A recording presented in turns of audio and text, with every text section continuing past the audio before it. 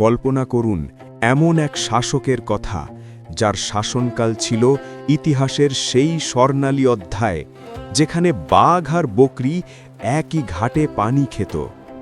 পৃথিবীর ইতিহাসে অনেক সম্রাট এসেছেন, কিন্তু হজরত ওমর রাদিয়াল্লাহু তাআলা আনহুর মতো এমন শাসক কি আর কেউ এসেছেন, যার এক হুঙ্কারে রোম আর পারস্যের সিংহাসন তাসের ঘরের মতো ভেঙে পড়ত, অথচ যার নিজের গায়ের জামায় ছিল ১৭টি তালি। আজ আমি আপনাদের শোনাব সেই শাসন ব্যবস্থার গল্প যা শুনলে আপনার গায়ের লোম খাড়া হয়ে যাবে।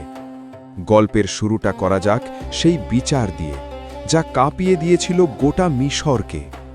মিশরের ক্ষমতাধর গভর্নর আমর ইবনুল আস রাদিয়াল্লাহু তাআলা আনহুর ছেলে একবার এক ঘোড়দৌড় প্রতিযোগিতায় অংশ নিলেন। প্রতিযোগিতায় এক সাধারণ কিবতি খ্রিস্টান যুবক গভর্নরের ছেলেকে হারিয়ে দিল।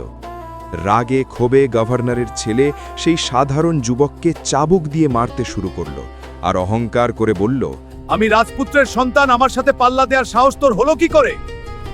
সেই বিচারহীনতার যুগে গরিবের কথা কে শুনত? কিন্তু সেই কিবতি যুবক জানতেন মদিনায় এমন একজন শাসক বসে আছেন যিনি ইনসাফ করতে জানেন।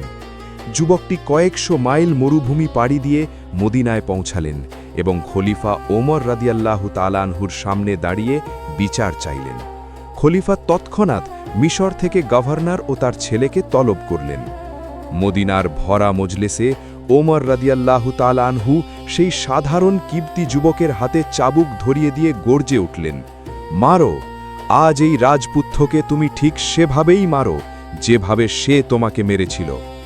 যুবকটি যখন চাবুক মারছিলেন, খলিফা তখন গভর্নরের দিকে তাকিয়ে সেই ঐতিহাসিক কথাটি বললেন, যা আজও বিশ্বজুড়ে মানবাধিকারের স্লোগান হয়ে আছে, হে আমার মানুষের মায়েরা তাদের স্বাধীনভাবে জন্ম দিয়েছে, আর তোমরা কবে থেকে তাদের দাসে পরিণত করলে? এটিই ছিল ওমরের শাসন, যেখানে রাজপুত্র আর মেথর আইনের চোখে একই সমান ছিল। শাসন ব্যবস্থা কেমন ছিল? ওমরের শাসন মানেই ছিল জবাবদিহিতা। হজরত ওমর রাদিয়াল্লাহু তাআলা আনহু ছিলেন প্রথম শাসক যিনি রাষ্ট্রীয় কোষাগার বা বায়তুল মাল প্রতিষ্ঠা করেছিলেন। কিন্তু জানলে অবাক হবেন, সেই কোষাগার থেকে তিনি নিজের জন্য একটি পয়সাও বেশি নিতেন না।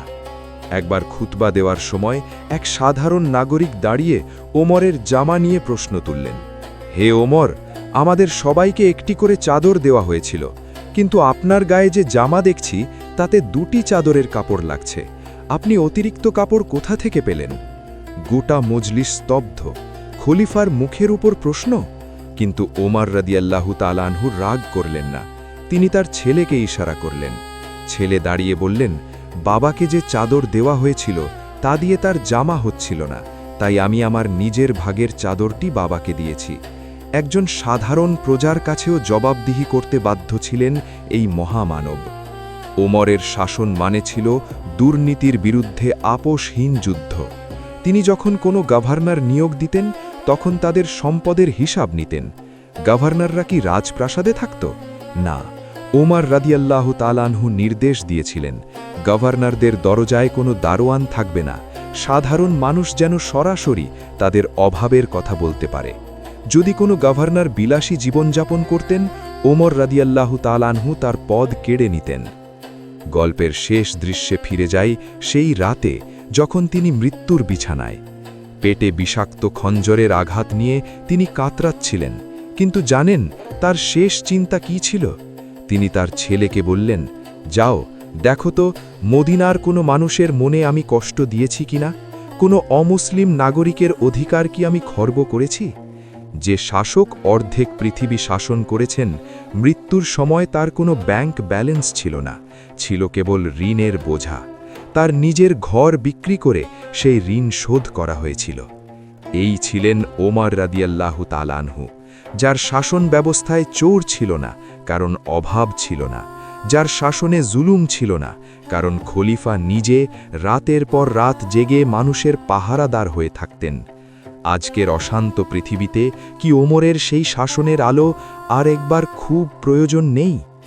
এই শাসন ব্যবস্থার প্রতিটি পরত আমাদের শেখায়, ক্ষমতা মানে ভোগ নয়, ক্ষমতা মানে হল প্রতিটি প্রাণের নিরাপত্তার দায়িত্ব নেওয়া। আপনার কি মনে হয় না আজকের যুগে ওমরের এই গল্পগুলো প্রতিটি নেতার শোনা উচিত? ওমর রদিয়াল্লাহু তাআলা আনহুর শাসনের দ্বিতীয় অধ্যায়টি শুরু হয় এক বিশাল চ্যালেঞ্জ দিয়ে। ইসলামের পতাকা তখন মদিনার সীমানা ছাড়িয়ে রোম আর পারস্যের দোরগোড়ায়। কিন্তু ওমর রদিয়াল্লাহু তাআলা আনহু জানতেন তলোয়ার দিয়ে দেশ জয় করা যায়, কিন্তু ইনসাফ ছাড়া সেই দেশ শাসন করা যায় না। গল্পের এই অংশে আমরা দেখব তার মজলিসে শুরা বা পরামর্শ সভার ক্ষমতা। একবার খলিফা ওমর রাদিয়াল্লাহু তাআলা আনহু জুম্মার খুতবা দিচ্ছিলেন। তিনি ঘোষণা করতে চাইলেন যে মহিলারা বিয়ের সময় অতিরিক্ত মোহরানা দাবি করতে পারবে না।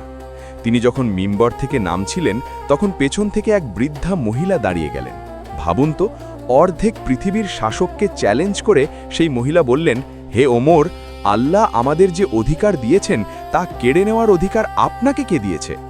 পুরো মসজিদ নিস্তব্ধ। সবাই ভাবছিল খলিফা হয়তো রাগ করবেন, কিন্তু ওমর রাদিয়াল্লাহু তাআলা আনহু মাথা নিচু করে হাসলেন এবং সবার সামনে স্বীকার করলেন যে আজ একজন সাধারণ মহিলা সত্য বলল আর ওমর ভুল করল। এটিই ছিল তার শাসন ব্যবস্থা, যেখানে শাসক নিজের ভুল স্বীকার করতে দ্বিধা করতেন না।